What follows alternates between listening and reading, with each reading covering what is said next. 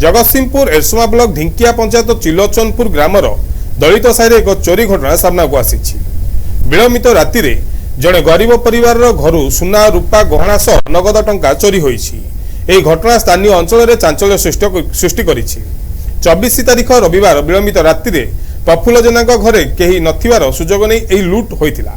से ग्रामर निवास चौधरी और निबा घरे पशि आलमारी भांगी चोरी करथिले।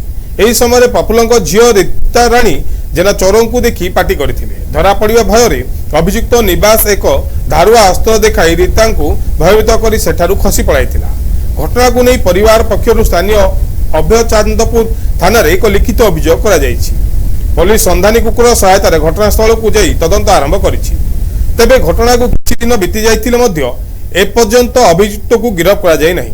अभियुक्त को तुरंत गिरफ्त करिया पे परिवार पक्षरु दाबी करा जायछि। पुलिस मामला को रुजु करी घटनार तदंत चलाइछि। आया अभियोग आम रविवार दिन राति 2:30 रे मो घर चोरी होईछि। चोरी हवा लोक सुना गछि आम बालीशेर सुना गछि पुओ निवास चौधरी डाक नाम हूँ निबा। से मो घरे पशि मो झील मो स्त्री मो बहु शोचंदी से घरे पशिकी सब आगे ट्रंक भाग बांस बांस सब भांगी देती सब जिनस नहीं जो ट्रंक उपर लगेजटा नहीं से खड़खड़ धड़धड़ झील उठी निद भांगीगला झील सब डाकी माँ को से माँ तार देखिकी तार स्ट्रोक से स्ट्रोक पेसेंट ता पार्टी बंद हो जाए। बंद होला सी भी डाक पानी खाली हाथ हल्ले जा डाकुची। झील सब गोड़ को माड़ी बसा टाइम से गोटे मारणास्त्र भुजाली टाइप गोटे कटु धरी हाणिया को उचेई जो झील छाड़ी झील छाड़देला दिया मारी पलि जाइए बाहर को।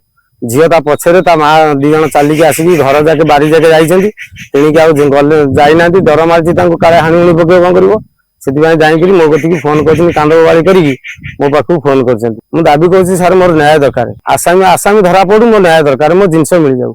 सर रविवार दिन राति 2:30 रे घर निबा आसी घर पसी चोरी करिछि।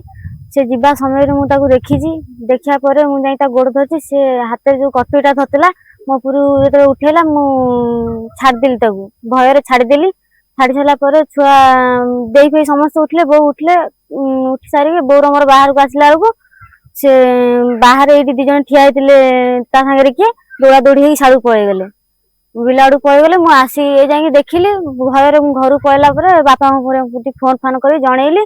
राति पहला थाना जा अभियोग देली अभिजानपुर थाना आसामी के एपर्यंत गिरफ्त करना डाकी जो दिन मुझे एफआईआर देती से दिन डाकी आसामी की डाकी सारा से 10टार आसामी की छाड़ देती। आम सका पुणी जाइल थाना को कहले नाई मंत्री आसो आम ए व्यस्त अच्छु परदिन को केस कथा बुझा हम।